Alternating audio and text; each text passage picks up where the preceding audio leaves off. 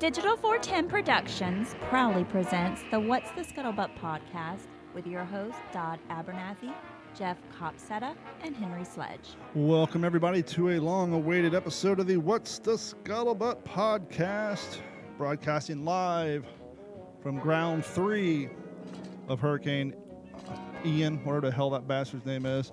Anyhow, we're back. I want to thank each and every one of you for joining us for another episode, and joining us, as always, from the high and dry lands of Texas, Mr. Jeff Copsetta, and joining us from the semi-low floodplains of Alabama, Mr. Henry Sledge. Gentlemen, how are you doing tonight?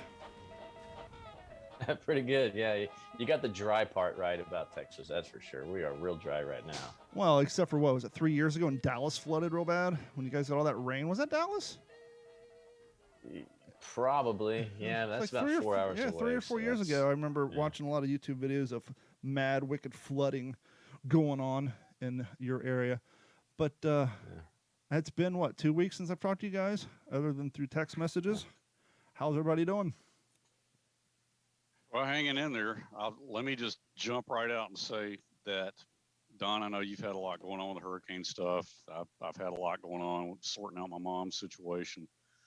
I just want to say that I am grateful for both of you and your friendship.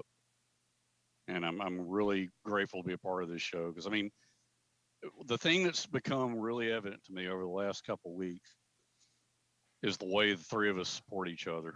You know, like, Jeff, I know you check on Don. You know, he's been having a rough time. A couple of weeks ago, Don just up and called me out of the blue because he knew about my mom's situation. Jeff, you called me yesterday to just check on me because you texted me and said, hey, how's it going? And I shot you back this message that just didn't sound too good because it was reflective of my mood at the time. And, you know, I don't know, man, not trying to get corny right out of the gate, but it means a lot to me that we support each other the way we do. And that's saying a lot for three old dudes, because as everybody knows, dudes aren't really into the touchy-feely, how you doing? I mean, you text, your wife texts her friends or her aunt or her mom or whatever, and, a simple question will go on for 3.5 hours and 38 paragraphs. Dudes are like, hey, right. What's going on? I'm good, cool, talk to you later. But no, I feel the same way, and I know Jeff feels the same way. There's been times where all three of us have had some issues going on, and we're always there. We always reach out, we get the information, but we're not overbearing, and I feel the same way. And Jeff has reached out to me multiple times through this whole hurricane nonsense, asked me how I'm doing, and then he asked me, I think yesterday, if I'd talked to you about what's going on, and and I told him I had, and so yeah, we definitely have a nice knit family going on here, and I love it too. I'm so thrilled, and I feel very honored to have both y'all as part of the show as well. Amen. Yeah, I'll say that there came a time right after, I guess I should say, when Henry, when you joined us and we kind of became this trio, that, I mean, I'll be honest, when Don asked me to come on as his co-host, I was nervous, and I did a lot of episodes, and I can probably go back and listen to some of them and go, oh my gosh, I'm retarded. Because it was repetition. And when Henry, it's just, we feel, to me, it's just, we're complete now. Not that Don and I didn't have some great shows, but it was just, I feel like the three of us now make it kind of this, there's a completeness. Yeah. And for me, specifically, I no longer care about what the listeners think. We have listeners? And I don't mean that in a bad way. I just mean that I'm just, we get comfortable, we know each other, and we've got a friendship that, will last forever. And I just really enjoy what we do more than worrying about, we got we may have an extra millisecond of dead air there, or maybe we rambled a little bit on this point and we kind of lost touch of that. If people are still listening, then they're just like us. And I'm, again, proud to be a part of it, just like you guys. I'm honored as well. It has evolved in that way. I mean, I've kind of followed that same thought process because, we share a love for the beautiful thing of World War II history, and we all kind of come at it from different angles. And man, man, it's just it's a positive force in my life that I really appreciate. And hadn't it been about a year that I've been with you guys now? Yeah. I would have to go back and check the dates. Believe it or not, Jeff has a really good subconscious recall ability, because I remember early on when he came on the show, he was saying things and he almost had like down to the episode and the dates. He was just pulling dates out of his head and he was almost nailing them when I went back and checked. But yeah, it seems like there's been so many, but it was episode 92. I think I remember that. Roughly, yeah. It's about right. But, love it. You know, it would have brought a smile to y'all's faces because, you know, we were without power for 10 days. And luckily, as a World War II reenactor, I'm probably a little bit more prepared for it than my normal everyday 44-year-old counterpart. You know, I got propane stoves that I use for camping. I have, I'm sitting there making tacos, right? And we don't have a lot of water for dishes, and styrofoam plates are gone. You know what I got? I got mess kits. So I got the whole family out there eating tacos and mess kits out in the driveway. I'm showing my daughter how to wash them. And so by the end of the day, I come in and they're washed up, put back together, reassembled, laid out on the plate. I actually just ordered 2 more today just in case, because you never know. But that's cool. I don't want to beat the audience over the head with hurricane talk, because I'm sure a lot of people saw stuff in the news. But I figured I'd give you guys the option to ask me some questions or whatnot. We'll cover that, and then we'll move on. For those of you guys who are wondering why we haven't had an episode, it was because, well, I got hit with a hurricane on Wednesday. Storm hit at 12:30 p.m. My power went out at 1:20, which did not surprise me. The power goes out in this neighborhood if someone sneezes the wrong way. And during Hurricane Irma, I was without power for 16 days. So anyhow, the power went out at 1:20 and did not come on until 11 days later. This hurricane, I saw footage, a NASA satellite just passed over it when it was 28 hours away from landing on top of us. And at that point, the hurricane eye was 32 miles long, traveling at a scorching speed of 9 miles per hour. Wow. Not the winds. The winds were 155, but actually moving, transitioning at a staggering pace of 9 miles an hour. And then once it made landfall, it hit and started moving at 8 miles an hour. Now, if anybody's seen the movie Twister, whenever the eye of the twister comes by, everything kind of calms down and chills. And a lot of times during hurricanes, people kind of wait for that eye to pass over. Things will kind of settle down and give you 30, 40 minutes, depending on the speed or how slow it is.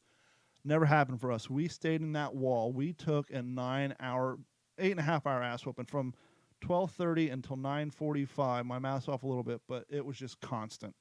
And it was just... And one of the scary things about hurricanes is not being able to see. So we intentionally left our slider because the way it was strategically positioned in our house. We didn't cover that one up. We left everything else.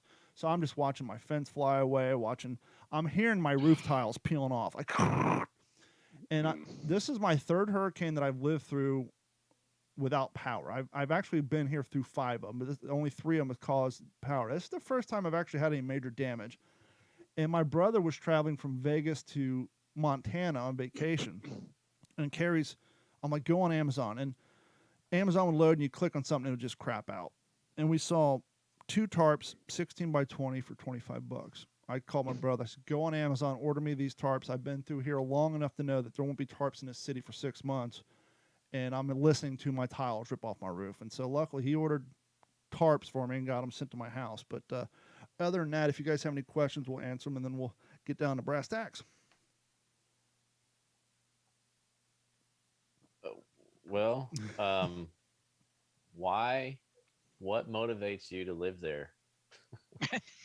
You know, that's a good question, and you're experiencing this in Texas as well, especially after the pandemic. Everybody's just leaving the really, really lockdown states, and they're moving to quote-unquote free states. And I jokingly thought to myself, there's a price to pay in a free state, and we just paid it. But to be honest with you, if you think about it logically, with the exception of 4 states, every state has a potential for natural disasters. California, earthquakes. I've had friends in New Jersey 4 or 5 years ago who got stuck in a blizzard. A buddy of mine I played Xbox with, he was literally using a bathroom in a Lowe's bucket in his basement because the blizzard froze his water pipes. He had no power, no water for 2 weeks. We know that we were just saying earlier, Texas flooded out. Louisiana has floods. Alabama often gets floods. You get Kansas gets tornadoes. So if everybody moved out of every single state that had a potential for natural disasters, we'd be like China living on top of each other because no one would live anywhere because there are only like 5 states that you're free in natural disasters. And I know the other question for people is, why didn't anybody evacuate? We had a huge loss of life down here. Sanibel, Fort Myers Beach, and Pine Island are our 3 barrier islands. And this is the first time we've had deaths that aren't, usually a hurricane comes and it's 90-year-old Sheila passed away because she lost power and her oxygen wasn't working, or, homeboy was, he had needed a kidney transplant, his dialysis machine lost power. So that kind of stuff sadly goes with but when you're hearing about drowning and things like that, people are like, why didn't anybody leave? Before the storm, I often explain to people, living in a hurricane area and having the cone of uncertainty is like me saying, hey, Jeff, sometime next week, you may or may not get punched in the nose when you're walking down the hallway. It could happen, it could not. And so you put your head on a swivel and you look around, you think, well, I don't see anything going on. You go about your life, and chances are you won't get punched. The cone of uncertainty, as they call it, kept saying it's going to Tampa. It's going to Tampa. It's going to zip right past us. Like I said, I've lived through 5 hurricanes. Only 3 have ever hit us. And so you just don't know. The storm hit us on Wednesday. By Saturday, the European model starts showing it's going to go towards us. The rest of them are going north. People who've lived down here through Hurricane Charlie, which hit in 2004, remember the European model said the same thing, and that son of a bitch hung a hard right and landed right on top of us. And so we're watching. And so Friday, I go out and say, you know what? Never know. It probably won't hit us, but once again, my power goes out. If someone sneezes the wrong way in my town, I have well water, so it means I'm going to lose power and I'm going to lose water. So I went out and bought 2 24 packs of bottled water and like 3 1-gallon jugs of drinking water, and that's it. I'm watching the new people down here walking out with pallets and pallets of water. And I went over to Ace Hardware and I got 2 propane tanks from my World War II kit. They had a bunch more. I could have bought them, but my whole thing is, hey, take what I need, leave something for other people. We all experienced what happened during COVID with the toilet paper hand sanitizer being bought out because people are panic buying. And so I bought the essentials and bought some food items. And as the weekend started going, we kept watching the storm. And then Monday came along and they're like, yeah, this thing might be getting closer. Now, my boss had just moved down here a year and a half ago from California. And being from California, i.e. earthquakes, he had prepared for worst case scenario because he's lived through some earthquakes in his day. So he bought a generator. So he already had a big ass generator on his house, not a permanent one, but a portable one that's so big it requires an engine lift to put in your truck. And he got on the waiting list a year and a half ago for Starlink through Tesla. And just so happened 3 weeks before the storm, he got his Starlink kit in. And so his contingency plan was storm comes through, we lose power, come to my house, we'll kick on the generator, we'll get the Starlink up and running. We continue to service people because we do managed services for networks, but most of our customers are in Connecticut, South Dakota. We have customers all over the United States, so we still have to manage them. But we start seeing things get more and more sketchy. So half the day Monday, we closed up the shop. I came home, put up my shutters, went out and bought some more food. Tuesday, went out fishing. It's like, got to get some fish in because the weather's going to suck. And then Wednesday, it was game on. And I told people, living through a hurricane, that's just the tip of it. Living through a hurricane is from the time it hits till the time you get your power and your services restored. I just found out this morning, 1.5 miles from where I live, there's still people without power. And I have no idea why. We took an ass whooping here, but we were not devastated. We are not Pine Island, which is about 10 minutes from here. It's actually right where my dad used to live. We're not Fort Myers Beach. And I'm watching TikTok before I found this out. And I'm seeing all the cats going back to Texas, all the linemen, they're all leaving. Hey, we're all wrapped up. And then I'm finding out, like, why aren't we servicing the people 1.5 miles away? Can't answer that question. But, a big thanks to my neighbor. After Irma, he put a generator on the side of his house. Woke up the next morning, fence particles all over the place, shingles all over the place. I lost a palm tree out in front of my house. So those of you who are in feng shui, my house will give you anxiety because I have a palm tree on one side of my door and the other one's missing. I lost a bunch of shingles. I tarped up most of my roof. I actually got the blue tarp people from FEMA coming out, going to do the rest of my roof. Both cars got paint damage. Looked like a 4-year-old with sandpapers out my driveway. The Volkswagen is annihilated. My Tacoma has some good spots on it. But my neighbor brought me an extension cord. He said, here you go. Hooked up this generator, so I was able to power my refrigerator. my TV, 3 fans, and a place to charge our phones. Did what I did in Irma, took a network cable, cut the end off, made it about 6 inches long, pulled the insulation off one of the wires, stuck it in my TV. That gave me TV. Before I did that, I posted a few pictures to Facebook about my house. Once I got that signal and turned on the TV and saw Fort Myers Beach, Sanibel, and Pine Island, I stopped complaining. I was heartbroken. Sariana and I were actually there Sunday. Once again, Friday, we're like, hey, the storm might be coming. Sunday, we're still like, hey, let's go to the beach. So we were down there Sunday swimming right at Alani Kai, right at the end of the pier. Carrie was at home sick. Sariana and I went to Dairy Queen.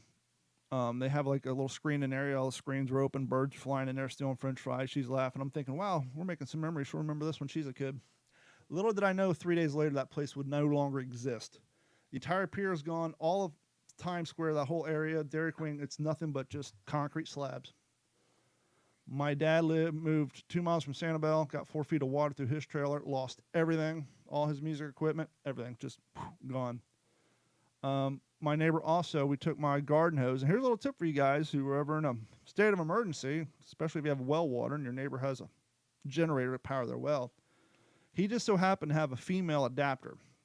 It's just a female end with a nipple. We cut the end off my garden hose, put the adapter on there, put hose clamp, connected it to his faucet, connected it to mine. Not only was he providing me with power, but he was back feeding my house with the water off his water pump, which gave us cold showers, and we could at least flush our toilets. Because last year during Irma, I was going out every morning, filling up my 5-gallon jerry can for World War II reenacting and using that to feed the dogs and flush the toilets. And so luckily we were able to survive doing that. And, 10 days. Just everything's just down here is destroyed. Just now, like the grocery stores are just now getting their breads back in, their meats. I mean, you go there and there's still empty shelves. It's crazy. I will say this. I think a few weeks ago, we were kind of talking about how people say, I wish we can get back to 9/12, about how everybody treated each other during 9/12. We just lived that for 2 weeks. Everybody, and this isn't the first time. Living down here through hurricanes is the only time you really talk to your neighbors. And we met all the neighbors again and talked to them and looked out for each other. Once I got my refrigerator, I was taking every single empty water bottle, filling up with water, taking 1-gallon Ziploc bags, filling up water, putting in my freezer, making ice blocks for the people across the street to put in their coolers so they can have ice for their coolers. And just I went out one day and the store was open. I grabbed 4 bags of ice, drove down the street, just gave them out to random people. And just take care of each other down here. But to answer your question, Jeff, I mean, I don't know. You wouldn't leave Texas if something was coming your way, would you? Stand up and fight. Yeah, I mean, I guess I don't think we're threatened as much here in the hill country as other places in Texas. I mean, Good forest fire could cause you some damage. Yeah, and I know that they do get a lot more snow and ice up there, when you talk about Dallas, but for you, that would be like worrying about the weather in Jacksonville. It's totally different there than where you're at. So it's quite a separation. And let me say one more thing, just because I forgot. The reason I got to the death, why didn't y'all leave? I've been out here since 2004. You guys know how the media gets during election time, right? Everything's just media. It's just blown out of proportion, just hammer, hammer, hammer. The Weather Channel is that way during hurricane season. They know they're going to get the views. They know their commercial sales are going to go through the roof. And they always dramatize and make everything 30 times worse than you think it's going to be. I was about to say, they overplay it. I mean, at Jim Cantori, man, everybody jokes. That guy's a dick. Let me tell you why. During Hurricane Irma, he came down here, and I was working in radio. You got 16,000 people in what was called Germain Arena. That's where our ECHL hockey team plays, the Everblades. And he was standing out in front of the arena full of people, and he thought his mic was off. And he was still alive. He turned around and said, I wouldn't want to be in that place. Look at that place. That place is going to get decimated. It's like, oh, stupid. You're supposed to be a professional. But let me say this about the Weather Channel. You got all these people down here from New Jersey, New York, California. All the new people moved down here during the pandemic. This is their first hurricane. The local news has stuff, but once again, they're 6 in the morning, noon, 6:30, 7, and 11 o'clock at night. Other than that, you got to wait for updates with the occasional break-ins. So you go to the Weather Channel. You go to get what's going on. They play this high intense stinger music in the background, get your anxiety up. They'll tell you what's going to happen, and then they cut and play 15 minutes of news footage from Hurricane Charlie and Hurricane Wilma when everybody got their ass kicked, instead of just giving you the information. And then they sit in their little green screen room, and they'll have this water coming up and show you storm surge, you're all going to die, this and that. This year, they were right. I'll give it to them. You're right. To answer the question, why didn't people on Fort Myers Beach evacuate? Why didn't people on Sanibel evacuate?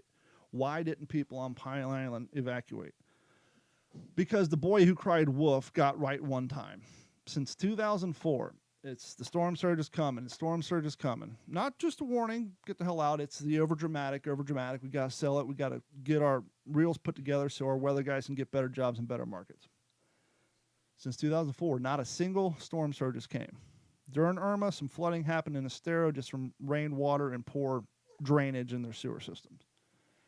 And so people who evacuated during Charlie, Irma, Ivan, Wilma, spending thousands upon thousands of dollars evacuating for no reason. So after a while, I admit it, you get jaded. Storm's not coming, and it's not going to be that bad. Well, it finally happened. People stayed.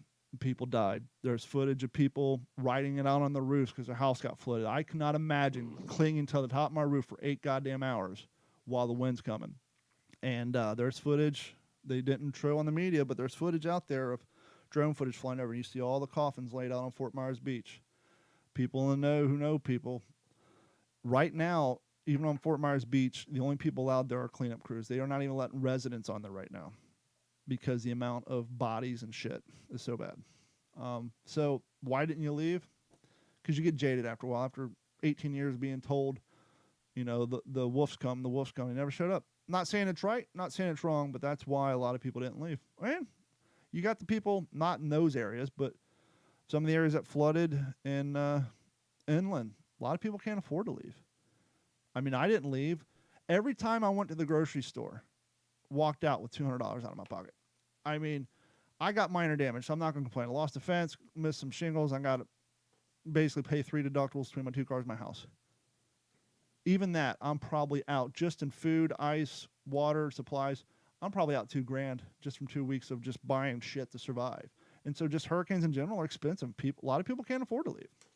So that's why a lot of people didn't leave. But anyhow, that's my diatribe on why people didn't leave. The sad thing is, Jeff, you know, Carrie's a school teacher. She just lost 5 students who had to relocate because they lost their homes. It's crazy. But yeah, it's tough. It's definitely a rough one down here, but that's all I'm going to say about that. Do my best Forrest Gump impression. But thanks for all the people who are reaching out to us and giving us their best wishes. And, you know, we'll rebuild like we always do, but I don't know. Where are you going to go, right? Go back to Kentucky and have to live through the cold winter. Come up here to Alabama and you get decimated by tornadoes every so often. And there you go. I mean, the last one was 6 years ago. But I've been down here since 2004, and this is the first time that I've seen anything like this. And if the thing wasn't just moving so damn slow, if it would have moved through here at least 15 miles an hour, it would have been. And that's why the flooding was so bad, because it was spinning. It just pushes the water right up and over. And yeah, but it's pretty rough. But anyhow, let's get on to the topic of World War II, unless you guys have any further questions. No, I forgot we were going to talk about World War II. Real quick, checking on YouTube. What's up, Gabe Riviera? We're doing pretty good. And Pig Saw Janet, there's nothing left. That is the truth, friend. There's absolutely nothing left in some of those areas. But what do you guys have on your list of things you want to talk about? Well, real quick, Gabe Rivera is a buddy of mine. Mm-hmm. So thanks for shouting out. That dude has some of the best Marine Corps impression photos you will ever see. Him and his guys get down to brass tacks. They put out some fantastic impressions, and he knows his stuff. He'll pick a date. Yes. This was Saipan. You know, he'll pick the date, the hour, and the mission, and have like he's definitely got the thread count, the canteens, and everything worked out exactly the way it needs to be. And so he's one of the guys you look at and say, God, my impression sucks. But Well, I bet you that makes him feel real good because he used to work out at the Nimitz for a long time. When I say work, I mean volunteer, of course, Sure. as part of the Living History Detachment. I was really happy to work with him for a few years. And I remember when he told me he was moving to Washington, I was like, oh, okay. Have fun in But Washington. it looks like he's doing good up there, and yeah, he's got some great impressions. He's certainly come a long way. He's been reenacting since like forever, and yeah, it's nice to see his stuff on social every now and then. And he actually helped me out before he left. He helped me. He did some welding on my Jeep, on the hood, on the hinge there. So Gabe, it's still holding strong, and I miss you, buddy. And so yeah, thanks for the shout out. That's one of the skills I wish I would. Obviously, I'm not too old to learn now, but I've always kind of regretted the fact I never learned how to weld. Not that I have anything to weld, but that's just one of the skills I like to have in my back pocket. Yeah, I did a lot of welding as a park ranger, and I just don't have it in me to spend the money to have a welder here for that one time I might need it. You can get one a Harbor and Freight tool for like $29. Yeah, good. I got buddies. You got Gabe's. What do you need a Harbor Freight tool? Yeah.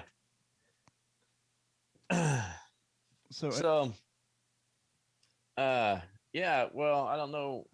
We tossed around some ideas about tonight, and Don, I told you I'd love to hear a little bit more about your PBY Catalina stories. We kind of snuck that in last episode and didn't realize it was going to be this long before we saw each other again. So yep. I'm interested in that for sure. Well, what's it been, 2 weeks or 3? Or did we do a show last week? I can't. Man, the days are blurry. No, I got my power back late last Monday, and so we did an episode of What's in Your Head on Tuesday. But I got my power back on Sunday, but I didn't get my internet back until late Monday night. That's right. And we were planning on a Wednesday, and then I had. But anyhow, here we are. So it's been at least 2 weeks. Gotcha. All right. Give or take. Yeah, it's been 2 weeks because got hit on Wednesday, didn't have power for 10 days, and got my power back, and then no internet. So yeah, it's been 2 weeks. But yeah, it's been a stretch. So let me give out the caveat. PBY. I just stumbled across a video 3 or 4 weeks ago while minding my own business and going down a YouTube rabbit hole. So I am by no means a PB&Y expert.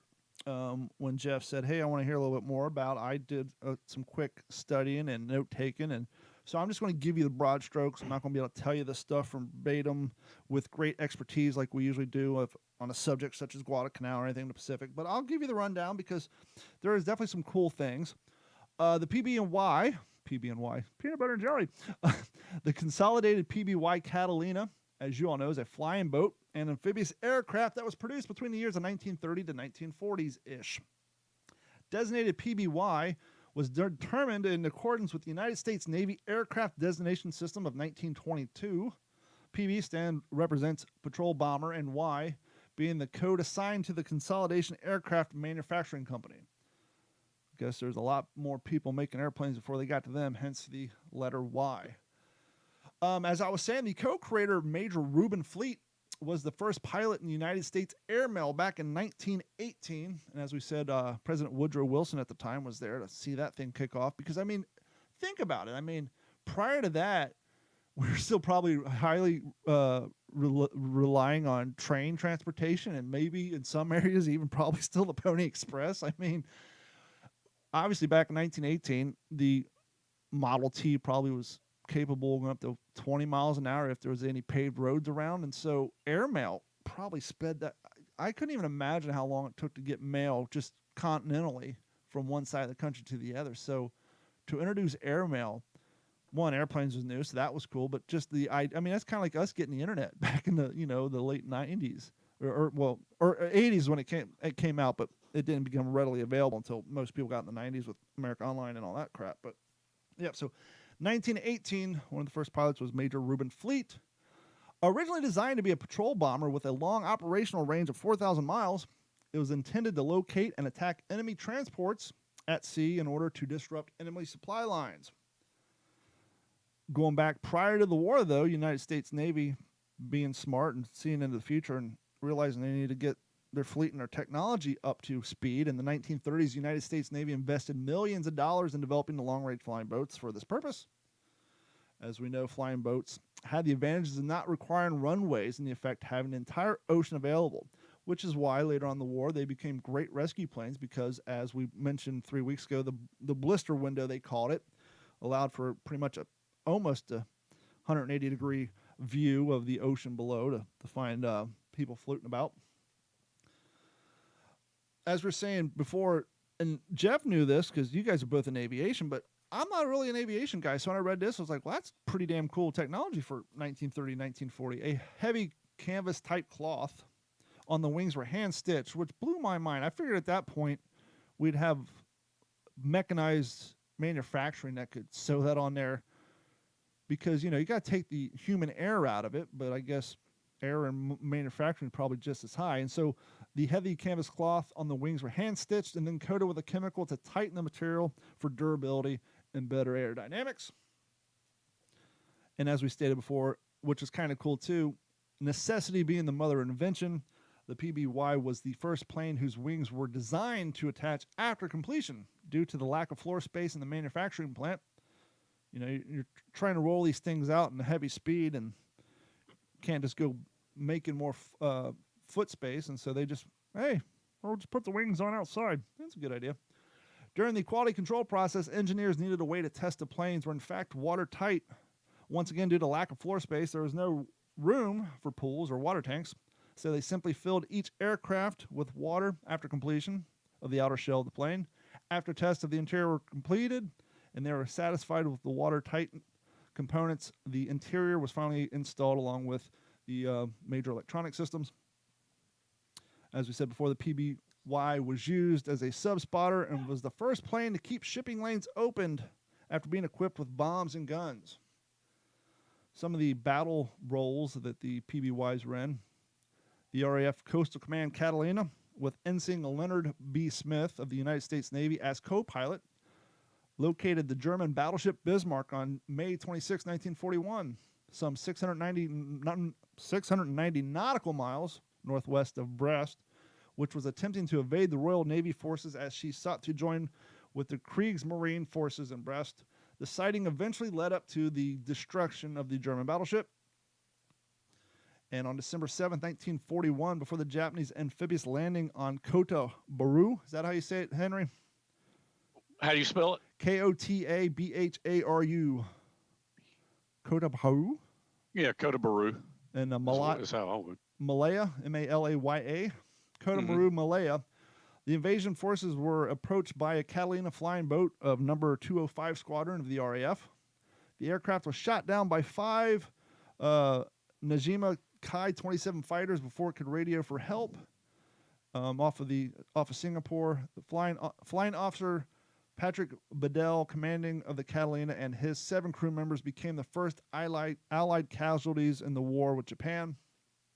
Let's see, Patrol Wing 10 of the United States Asiatic Fleet had 44 Catalinas under its command, but lost 41 within 90 days. That's a huge loss of planes. And I would suspect that a lot of that I can't imagine those things were very fast planes compared to a Zero. So, I mean, that's a huge loss. Let's see, Patrol Wing 10 lost its main seaplane tender, USS Langley, to Japanese aircraft during the Dutch East Indies campaign, while it was transporting 32 Curtiss P-40 Warhawk fighter planes. A flight of Catalina spotted the Japanese fleet approaching Midway Island, beginning the Battle of Midway. And interestingly enough, let me go to Guadalcanal. Skip down here to Guadalcanal. Oh, there's a great Guadalcanal story I know you're going to come to. During the Guadalcanal campaign, some of the Navy's PBYs were painted matte black and sent on night bombing, torpedoing, and strafing missions against the Japanese supplies vessels and warships, including conducting interdiction raids on Tokyo Express. The PBYs were later called the Black Cats. Subsequently, Special Squadron of Black Cats were formed, commencing in December 1942, with an additional 13 squadrons coming into service thereafter. Flying slowly at night, dipping to ships mast high, the Black Cats bombed, strafed, torpedoed all kinds of Japanese vessels, sinking and or damaging thousands of tons of ships. The Black Cats also performed bombing, strafing, and harassment regarding land-based Japanese installations, as well as conducting reconnaissance and search and rescue operations. The Black Cat Squadron continued to be active into May 1944 with the PBY the PB4Y2 beginning to come into service in greater numbers and replacing the PBYs. The last Black Cat squadron returning to the U.S. in early 1945. Catalinas were employed by every branch of the United States military as rescue aircrafts. One PBY piloted by Adrian Marks, U.S. Navy, rescued 56 sailors in the high sea from the Navy cruiser Indianapolis. After the ship was sunk, when there was no more room inside, the crew tied sailors to the wing. Obviously, the aircraft could not fly in this condition. Instead, it acted like a lifeboat, protecting the sailors from exposure and the risk of shark attacks until rescue ships arrived. Catalinas continued to function in search and rescue roles for decades after the war's end. Catalina served every branch of the United States Armed Forces and the Armed Forces and Navies and Navies of many other nations. The last military PBY served until 1980s. As of 2021, 86 years after the first flight, the aircraft continues to fly as a water bomber, or air tanker, if you will, in aerial firefighting operations in some parts of the world. None remain in military service. An estimated 4,051 Catalina, Cansos, and GSTs of all versions were produced between June of 1930 until May of 1945 for the United States Navy, the United States Armed Forces, the Coast Guard, and allied nations, as well as civilian customers. And that is a brief, quick little rundown on a PBY. What mission were you thinking I was going to get to about Guadalcanal, Henry? I think it was so William Hall or Bull Halsey's pilot was named Jack Krim, I believe, and he actually took off on his own little bombing mission. Oh, that's right, with the grenades. Huh? The grenades, yeah. And yeah, they got the torpedoes off some of the down planes from the Cactus Air Force, right? Yeah, maybe that was it. But I can't remember the particulars of it. Did he go up the slot and actually make a bombing run on some of the Japanese Tokyo Express? Yes, I vaguely remember that now from reading the Guadalcanal diaries. I believe that was in there. But absolutely. And the idea that plane did so much with the technology of the time, considering it was, once again, comparison to other planes, it wasn't the fastest thing in the world, but it was just such a well-diverse piece of equipment that the amount of people that thing rescued too was tremendous. I was just about to say, if you're a Navy Dauntless or F4F or Torpedo Avenger pilot or a Marine pilot or an Army P-40 or P-38 pilot, and you go down, you get shot down somewhere in the Solomons or anywhere in the Pacific, imagine the beauty of seeing a PBY coming for you. Yeah, because you got four options really: an island, a PBY, an American ship, or a Japanese ship. And you definitely don't want to see the Japanese ship. The island's going to be probably your second to last option, because who knows how long you'll be there. And we've heard many stories where these guys land on islands, wait 3 days, and either paddle to another one or try to swim to another one because there's nothing there. There's no resources. There's, to stay there would just be a slow death as well. And so, yeah, to see one of those things coming your way. And for those of you who grew up in the 90s, you remember that's the beloved plane of the Chippendales Rescue Rangers. Featured in every opening scene. But yeah, that's the little details on the PBY. They got a great example of it at the Pensacola Naval Aviation Museum. I'm sure they're pretty damn big, but I mean, comparison to equipment of its time, how big are those things?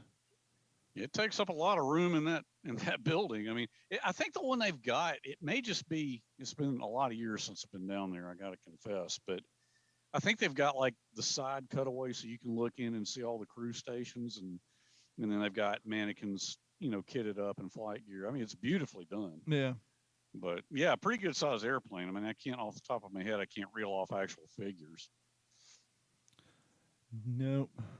I was kind of surprised in all that, the information I looked up. It didn't really say anything about, payload or how much weight the thing could haul. But I mean, that thing was definitely a workhorse, and it saved a lot of people.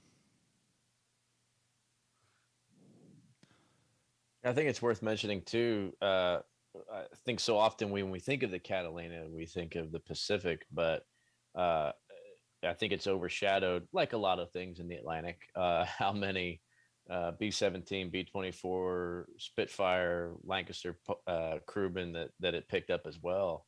I think I sent you guys a couple pictures I came across of some PBYs that actually served in the 8th Air Force station in England as part of a rescue unit there. And you see the crew, and they almost look, in the one picture, they almost look out of place because they look like a crew from a B-17, except the aircraft behind them is a gray or a khaki colored PBY. And I think we'd be remiss if we didn't give a mention to their service picking up guys in the English Channel or North Sea.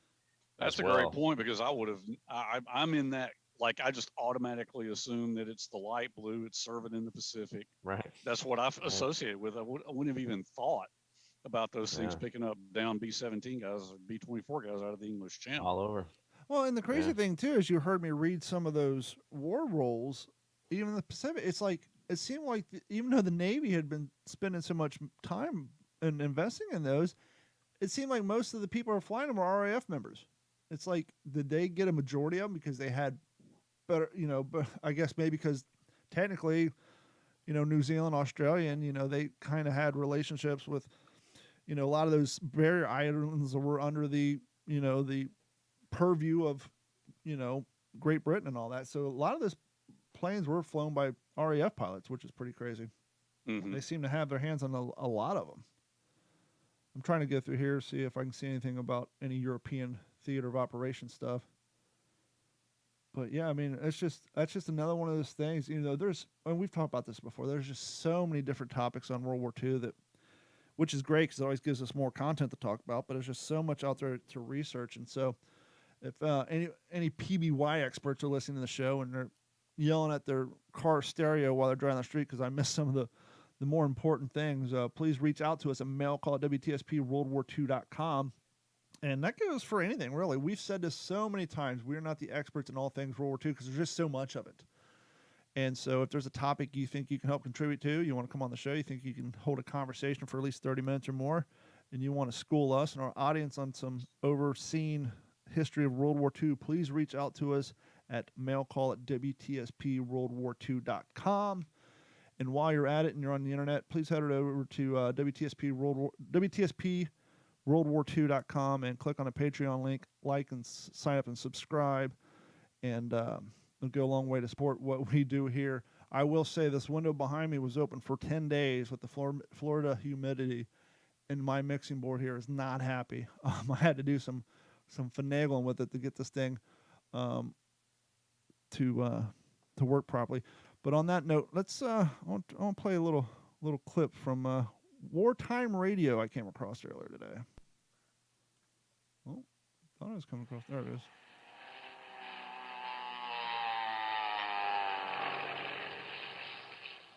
America's fighting men need meat, the best meat, plenty of it. That's the why of the share of the meat plan.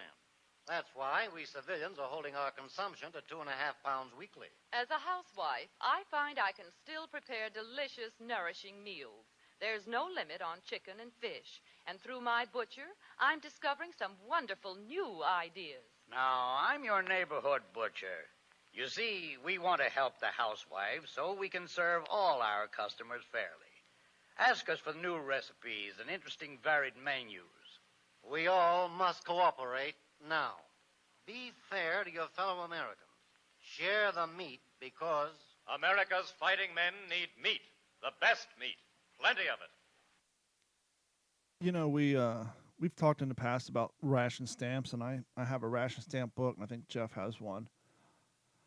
We oftentimes, thank God, we have such a good infrastructure and way of life in the United States. We never think about the lack of food, but someone just coming off of a 10-day ass whooping out here, you quickly when you're walking through the grocery store, when they finally open up and you stand in line, and even now, as I was saying at the beginning of the show, you're walking through the section and like, well, still no meat's available, still no bread's available.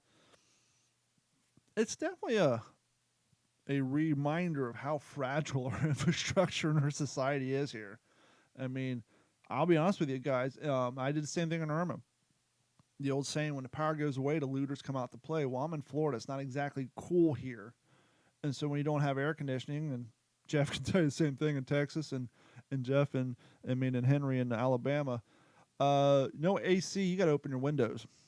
And when you have a family, kids, wife, and all that, you get a little concerned about their safety. And so, just like during Irma, first thing I did is got out the World War II Army cot, laid right in front of the slider with my Glock in my lap while I slept. Because my privacy fence is gone. All my doors and windows are open. Everybody's sleeping in one room because that's where the fan's at. And so you just got to protect your family. And so you're sleeping there and right in front of an open door, hoping no one comes in the middle of the night because you just never know. And so, you kind of, it's kind of a reminder of how quickly things can deteriorate when something as simple, I don't want to say simple as a hurricane, but I mean, to go from having power, electricity, air conditioning, food to our gluttonous delight to, hey, make sure you eat all that and don't throw that water bottle away because we got to make ice because we never know.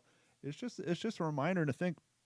Imagine being in Europe, Germany, those areas that are being bombed for years, and being here in the United States, 2.5 pounds of meat a week. I guess that's a lot of meat if you're one person, but if you're like a family of 4, especially back then, people weren't eating Incrediburgers and vegetarian diets. I mean, they were all farmers. The amount of farmers we had in this nation, and imagine the restraint that took too, right? You're a farmer, you got your own cattle, got your own pigs and hogs, but you want to do your part. So I'm sure someone make more than 2.5 pounds of beef a week, but that's another part, even for people not in directly affected war-torn areas, just to not have access to things and being rationed. Kind of like what we saw during the pandemic. One roll of toilet paper or whatever it was, water, things are starting to get rationed because people would buy it all up. And so it's just kind of a quick, stark reminder of how quickly it all can change. The fragility of it, like you said. Mm-hmm. Just the idea of all that. So yeah, I came across that clip. I found another one tonight. It's a little long. It's actually a commercial for Tootsie Rolls. So I'll play it next week. It's interesting hearing some of these old radio campaigns. I'll just tell you this, kids. In 1941, a regular Tootsie Roll cost a penny. But if you're good and your parents will let you splurge, you can get the big one for a nickel. So what do you guys got going on in your list of World War II stuff? Anything new coming down the pike? I wanted to mention an opportunity I had a couple weeks ago. I think it was right before the storm came in. I want to say had an opportunity to talk to the listeners about it, but had a really cool opportunity from somebody who was on our show previously. You can go back and look at Scott Freund with the Liberty Jump Team, but Scott also, besides all the amazing things that he does, and he's been a friend of Henry's for a long time, and you can check out his history adventures on YouTube. The guy's just been everywhere, done it all over the globe, and really does some amazing work putting these videos together. Has, to me, probably has the biggest collection of World War II photographs of anybody that I know, personal collection of photographs. It's unbelievable. He's just so well-rounded, so well-versed. It's such a super nice guy. And so he had invited me as with the Liberty Jump Team aspect of it, the World War II, reenactment jump team. That, by the way, they have jumped into every drop zone in Normandy. Now Wow. We're the only team that can claim that. Yeah. So, he came out to our air show here, earlier this year, back in March, and just did a bang up job supporting our little museum. And we'd like to say it's the biggest little air show in Texas kind of thing. So Liberty Jump Team had their fall training. It's a week-long training up in Corsicana, Texas, a couple hours from here, and had asked me to come and speak at their, the little graduation banquet on that Saturday. They've been working and jumping all week and training, and then they had their little graduation of their last jump. I think it was actually Saturday morning. And then for anybody that could stick around, they had a meal put together and a couple of guest speakers. And let me tell you, when he told me who the other guest speaker was, I was totally floored. It not only is it a World War II vet and an incredible human being, but it's somebody that I used to have come speak at our volunteer appreciation banquets when I used to work at National Museum Pacific War for Company K. And if Gabe's still listening, he would know exactly who I'm talking about here. But his name is Don Graves. He's 97 years old. Spent every day of the Iwo Jima operation on that island. He was there for about 6 weeks. Um, just you know, a showstopper when it comes to his speaking. The man has a set of pipes. It's unbelievable. You can probably go on YouTube, look at Don Graves sings the national anthem. He's just unbelievable. And to be able to be next to him at the head table there and to just sit with him in the hospitality suite before, I got to hang out with him for almost a solid hour. Nice. Me and him at the Holiday Inn hospitality suite. Nobody else was around. We drank a cup of 8-hour-old coffee that they still had out there, and just talking about the war in general and the changes that he has seen today. And I mean, what an opportunity! Any of us would just like to sit down with an Iwo Jima vet for an hour and pick the brain and just listen. And I know this won't do much for our listeners, but if you go back and watch the show, I wanted to show you guys something. We always talk about a book, right? So this book here, kind of more of a coffee table book, Iwo Jima by Eric Hamel. If you don't have any Eric Hamel books, you are wrong. You have got to get yourself some Eric Hamel in your life. And this particular book, the first time I met Don Graves, he was talking about in his presentation, he showed, it was like a PowerPoint behind him. He showed a picture of a Marine on a beach on Iwo Jima and said that years after the war, he comes across this picture and he goes, "Oh, that's me." And so when I saw the picture, I said, "Man, I know I've seen that picture somewhere." So I go through, I have a special shelf. The Iwo Jima books are not behind me or over here or on that shelf. They're on a special shelf because I have so many.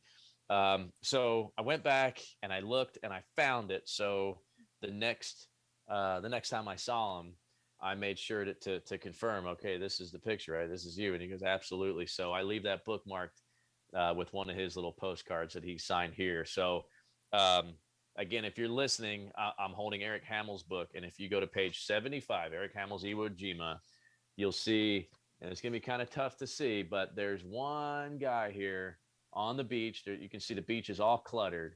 That's and the there's one famous guy that just foxhole happens to be picture, looking right? over his shoulder. What's that? That's the famous foxhole picture where they're kind of on the beach coming in. They're all kind of hunkered down in the bomb craters or foxholes. Right. Yep. Right. Yeah. That's the morning of the invasion. The guy just happens to be looking right at the camera, and that's the man that I just got to spend, awesome. a Saturday with just a few weeks ago. And the caption is before that they knew that this was done. The caption just reads that this Marine has scrambled across a dead body and a folded litter in his quest for a safe place to hunker down. It appears that an LCVP or an Amtrak has taken a direct hit right off this beach. To hear him talk about what that was like that day, and he was part of the regiment that took Suribachi. To hear him talk about the flag raising, to hear him talk about at the very end, near that last little Japanese holdout, that little point on the northern end of the island. He said, at that point in the battle, he said, I just started feeling bad for the enemy, for the Japanese. I just felt bad for them. He said, because they're totally surrounded. They got nowhere to go. They've been starving. And he said, we're pushing them into the water, and there's all kinds of PT boats and everything just patrolling the waters, just waiting for these guys to jump in the waters and finish them off. And he said, I just, I felt bad for him at that point. So, man, again, I never thought I would see him again. He the last time I saw him, he had hurt his hip, and we were not sure that he was going to be making the trip to Fredericksburg. And the man who was kind of his traveling companion, and he helped him set up this organization called Roll Call, where, they would book him to speak at different events all over the country. Don said, look, if I'll die in Fredericksburg if it means going there and not missing this banquet. And that was just a few years ago. and again to see him still kicking, and just as good a humor as any. Probably must brought the tear to your eye, I would imagine. Yeah, it was really something, and again, it's just an opportunity that I look back and I'm just so thankful for to have had with him, and it kind of brings up another opportunity that I wanted to mention. Henry may know where I'm going with this. Back to Scott being such an amazing guy, and please check his stuff out online. Trust me, I think he told me he's got about 4,000 pictures just taken during the attack at Pearl Harbor. Right. This man's research helped figure out that Alexander Bonnyman may not have been killed as early in the Battle of Tarawa as what was initially thought. Right? Really? Because of his photographs, his research. The last thing he was telling me about too was he said, "Hey, I just got photos when they recovered Ig Natalski's body on Iwo." He said when they found Iggy, there's some photographs when they recovered Iggy's body, and he's now got a hold of those. So unbelievable guy. For somebody to have that many photos that hasn't been taken over by Getty Images is a true testament, because I've often said, you've made it in this world when you find a picture, when you can't post a picture of yourself from Google because it's owned by Getty Images. They own freaking everything. Everything's got That's true. That and the either that or Pinterest. Either that or the YouTube channel that has all the World War II footage, and they put that little rooster water stamp right in the middle of it. Yeah, Critical Past is a good one. Yeah. So another opportunity coming down the pike. It looks like, and with Scott's help and with Scott's invite, I know myself and possibly Henry will be touring the South Pacific with Mr. Freund. Wow! It's a 3-week trip that's going to commemorate the 80th anniversary of my favorite battle in human history that took place on a little spit of an island in Tarawa Atoll called Batio, or what we know as the Battle of Tarawa. So it's going to start with 3 days on Tarawa. It looks like the guide for that battle is going to be none other than Clay Bonnyman Evans, which we've had on the show. Grandson, right? And then over to Guadalcanal, we're going to see Bloody Ridge, or known as Edson's Ridge, Galloping Horse, made famous by that wonderful movie we all love to talk about, Thin Red Line. One of Henry's favorites. Of course, the Matanikau, Henderson Field, and then I think we get to spend some time on Tulagi, which I'm really excited about. If Tulagi was really truly the first offensive with, I think it was Baker and Dog Company of the 1st Raider Battalion that hit there, and I think there was a company or two Paramarines that hit the same morning that we hit on Guadalcanal, but technically stepped foot on Tulagi first on August 7th of 42. So getting to see Tulagi there and the old cricket field. And I think there was a little shack that JFK stayed at when we converted it to our PT boat base. I think that's still there. Of course, Plum Pudding Island, to get to see that. And then moving further up the chain over to Munda on New Georgia, and then possibly Bougainville to see the site of Yamamoto's Betty.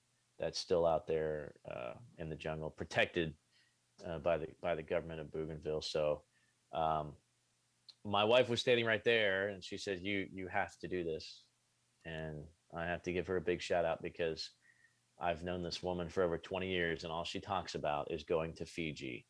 And you can't. I mean, guys, seriously, like the guilt I'm going to have to be landing in Fiji without my wife on this trip is just a testament to who that woman is and what she means to me, and what it means to have the opportunity to walk some of these same battlefields. So I'm just mind blown. I've got 13 months to plan, so we're a little ways away, but I couldn't hold it in. I wanted to share with you guys, share with the listeners. That's fantastic. And you brought it up, so I don't blame me for this, but I guess we have to. The real reason people are tuning in, they want to know, they got to hear. They've been waiting on bated breath. It's been 2.5 weeks, Jeff. What has your wife purchased recently? You said she's gotten into the collection of buying baseball uniforms, baseball gloves, baseball bats. What has she bought? People are tuning in. They want to know, bated breath, what has Jeff's wife bought this week? Well, a thousand things, but if strictly World War II or 1940s era. Yeah, she surprised my son, our oldest. He's 16, big World War II kid. Surprised him with a book about. I couldn't tell you the author or the title right now, but it's a true story about somebody in the Hitler Youth that created a rebellion against Hitler. Nice. And so really cool that between Logan, my son, and his best friend, who, like I said, I want to maybe one day soon have them actually on this podcast as a kind of a youth episode, because they're going to be coming to the Dallas Air Show with me here in just a couple weeks. And, those guys, they really know their stuff. And his buddy's a big German reenactor, really knows, he's got a complete Wehrmacht uniform and really knows his stuff. So Tammy just kind of came across this book and thought, oh, I bet you Logan would really like that. So she bought him that book. And then today, miraculously, just shows up in the mail a DVD. I don't know if it's a movie or a documentary about this story that she didn't order. But it came from the same place as the book, so maybe cool. It was a combo kit or something. Yeah. So, that's where we're at there. One more thing on the hurricane. As I'm listening to my roof rip apart, and we're 5 hours into this 9-hour ass whooping, Carrie's brother texts her saying he's already got water pouring into his roof, the ceiling. I came into the podcast studio and I grabbed 3-in-1 helmets and put them in my bedroom, and my daughter's like, well, what are those for? I said, just in case. I mean, we have them. The roof starts falling apart, because I'll tell you this. There was a period of time, and I've never experienced this in a hurricane. All three of us felt like we're all holding our nose, blowing our heads were so, felt like I was on an airplane taking off. We were sitting there doing the whole pop in our ears, and just the pressure got so bad. And the crazy thing is, too, is when you go to use a restroom in the middle of a hurricane, you'll see your water level in your toilets going up and down like you're on a vessel, just because the vacuum pushing in and out. You like the house is breathing. Yeah, you literally see the water level in the toilets go up and down like you're on a boat. It's crazy. But so yeah, the helmets. Henry, what you reading? I am reading James Holland's book Normandy 44. What's that Just about? Yeah. No, it's well, I just finished Devil Dogs. Obviously I read the manuscript a year ago, but the printed copy to be ready in November. But no, I got Normandy 44, and I'm reading that, really enjoying it, because now that it's turning cool, I'm kind of thinking ETO Normandy type stuff. So I'm enjoying that a lot. Jeff, what you reading? Well, I'm actually a bad example now. I finished Bloody Ridge and Beyond, and guys, it's I got to read that. I book. have it. It is. It's a must read, and it's so well done, because at the last chapter of the book is in 2002. Wow. When this guy goes back to Guadalcanal and Tulagi, where his best friend was killed, right next to the cricket field, or the pitch, as they call it. So yeah, it was kind of a really cool. That same time that I'm thinking about this possible trip, I'm reading about this guy that goes back, that was in the Raider Battalion. So it's really well done, because Don, you're gonna see some things in there that you have mentioned on the show, I know, more than once, with the strike from the dock workers. Mm-hmm. Was it Wellington, right? New Zealand. Down in New Zealand. Yep. Yeah. So there's mention of that. He goes all through that, and then he actually ends up. I can't remember the unit he ended up in, but it was with the 6th Marines on Oki. So there's kind of that whole part of the book too. So it's heavy Guadalcanal, heavy early Solomons, but then he comes back to San Diego, but then he does eventually go back over again for Okinawa. So I'm a bad example right now, because I'm actually reading Mary Shelley's Frankenstein again. which obviously has no World War II connection. We could probably conjure something up, but there's not much there. But this is actually going to be my next book. And I know what Henry said, it's getting colder and it's ETO. We're getting ready to watch Band of Brothers, hopefully another month or so. But it's been a long time since I've read anything Tarawa. With November coming up, I want to be prepared. I'd love to do a few, or at least one episode. I know Don loves Tarawa. I can't wait to put my P-42 frog skins on just for the sake of the show one day. Are you going to go green outside or brown outside? I do green out. Yeah. But anyway, inland. so what's that, Henry? I said heading inland. Yep.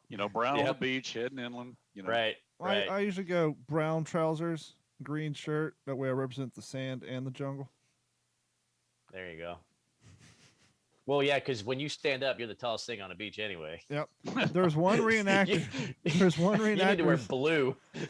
Blue helmet. I'll steal a Navy helmet. There's one reenactor who's taller than me. We call him FOS, first one shot. He's taller than me. There you go. Well, so Anyway, Jeff, what's that book, man? Yeah, so for the sake of our listeners, Manual of Heroism, Tarawa, The Struggle for the Gilberts, November 1943 by Michael Graham. This is what I think I have 11 books on Tarawa, not counting like reference type coffee table books, but just books to read cover to cover kind of thing. I think I have 11, and this was one of my favorite ones. Between this and there was another one called Utmost Savagery, and I don't Joe remember Alexander. Was that Alexander's? Joe Okay, Alexander, yeah. And Hamel did a great one. I think he did. He co-authored one called 76 Hours. Yes. I remember that one being a really good one. And 1 Square Mile of Hell. John Wukovitz, 1 Square Mile of Hell was great too. But I think I'm going to start back with this one. I promised my wife, because I have now, I think, over 2,000 books. I'm not going to buy a book online. I'm not going to do it. So unless I get somebody goes, hey Jeff, I heard you like the World War II. Here's a whole box of books on Tarawa. Unless that happens, I'm not going to buy another book on Tarawa. Well, and you can send a few to me, because I'd like to add to my Tarawa collection. Let me tell you, I'm waiting for the day that you show up and spend a weekend here at my house, because I'm going to fill a World War II footlocker of books for you to drive home with you. I'd love that. But I've already got a stack. So, and Don, same thing. No. If Don can make it back to Texas, I've got stuff set aside for you that I'm just not going to mail you. You got to come get it. Now, for those of you listening, Jeff just said he wasn't going to buy any more books. So if you want to send Jeff your books, you can send them to care of Jeff Copsetta at Digital 410 at 2710 Del Prado Boulevard South, Unit 2, Box 209, Cape Coral, Florida 33904, and we'll make sure they get to him. That is the Jeff Copsetta Book Fund, care of Jeff Copsetta at Digital 410, 2710 Del Prado Boulevard South, Unit 10, Box 209, Cape Coral, Florida 33904. Now, before Don's going to be like, I don't know what happened to all these books. I guess they floated away. They never got here. So before I get to my book, I want to make sure Henry shouts this out, because it's been a week or two and he posted it online. But you, friend, got a kick-ass flag sent to us from the Marine Corps Division with your father's namesake. And we will post photos on WTSPWorldWar2.com, as well as our Facebook and Instagram page. By the way, we do have an Instagram page, thanks to Jeff Copsetta for making that happen. But yeah, let's see that flag. Yeah, this is so my wife pressed over it. We actually need to do that again. But this was sent to me by K35. You guys see that okay? Yep. Back up. I've become friends, thanks to John McManus. I have become friends with Lieutenant John Fiorelli. He is the executive officer of K35, and he and I've talked on the phone a few times.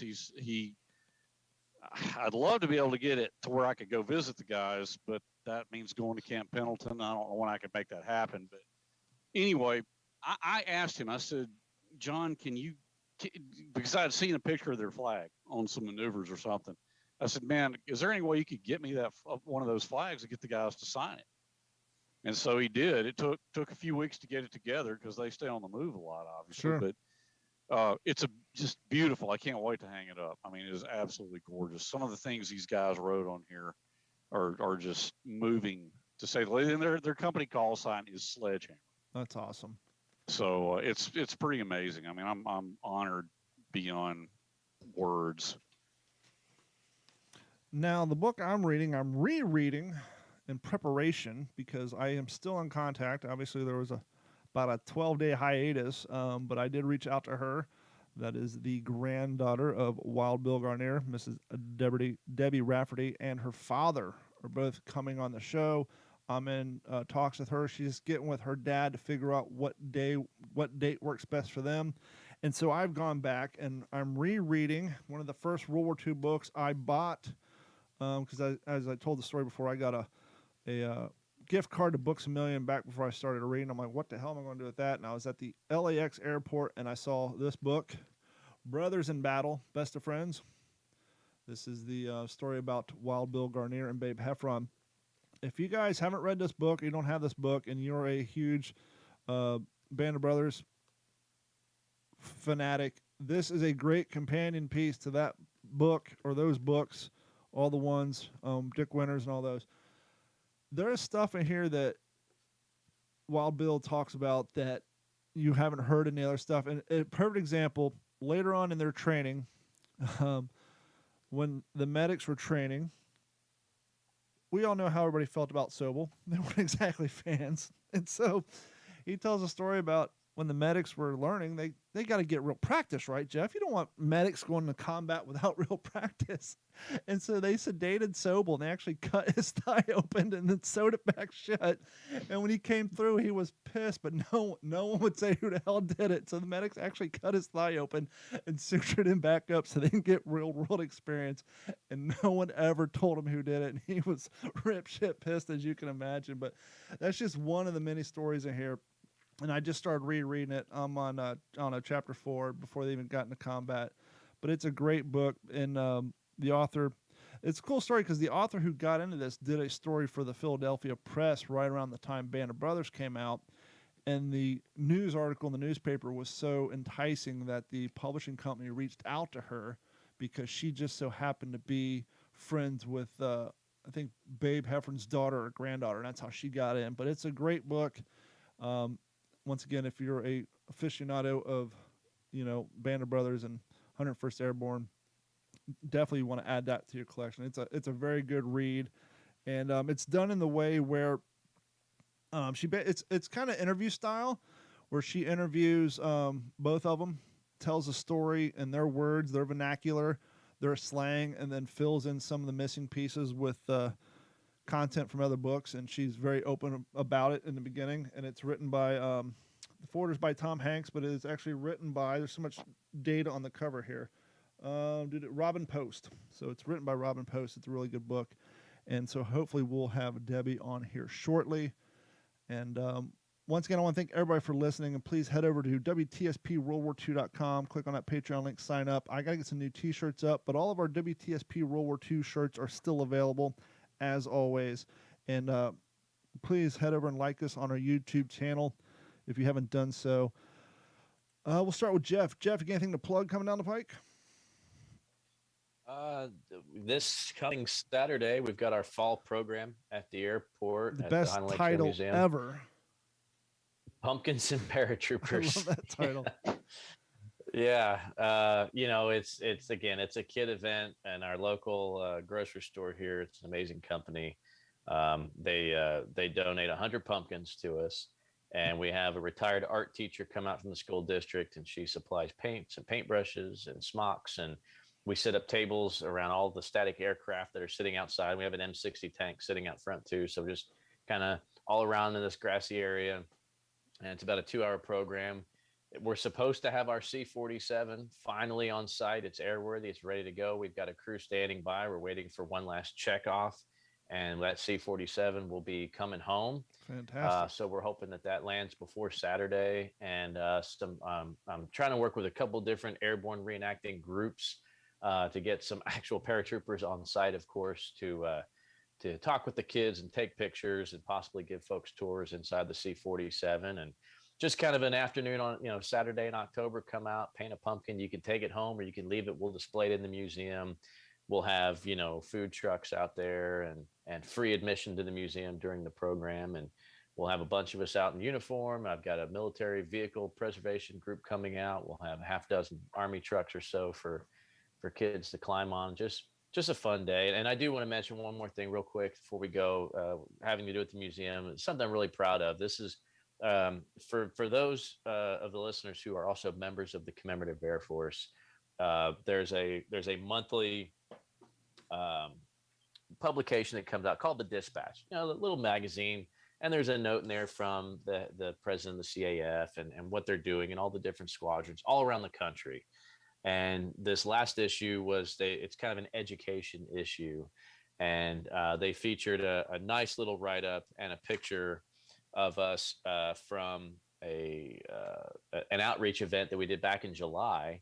And so the picture is myself and my son and his best friend that I was telling you about, and a couple other high school students who are part of our cadet program at the Highland Lakes. And it's just a nice little write-up about all the ways to reach out. We were actually set up at that grocery store's parking lot. They asked us to come out there for the day, a free event for kids to come out and learn about different things that we have in the community. And so we had a few vehicles on display, and that's the second time we've made that publication in the past year. And for our little museum in our little town. Congratulations. Yeah, that just kind of makes you feel good. Definitely makes you feel like you're doing something right. Mm-hmm. And I feel like we're making it for the right reasons to show that we're doing things in the community. When we made the magazine less than a year ago, it was when we were first pinning our first group of cadets, when we first started the cadet program at the museum. And that was kind of a centerfold picture of our first group of cadets. And that was actually at our Pumpkins and Paratroopers event last year. So the biggest thing, like Henry said, to have Sledgehammer as a call sign for a Marine Corps unit serving on the battlefields today, for Don to keep the memory alive, reenacting, and all the traveling that he's done, all the hard work he's put into it to keep the stuff alive, and then to be able to pass it down to our youth. And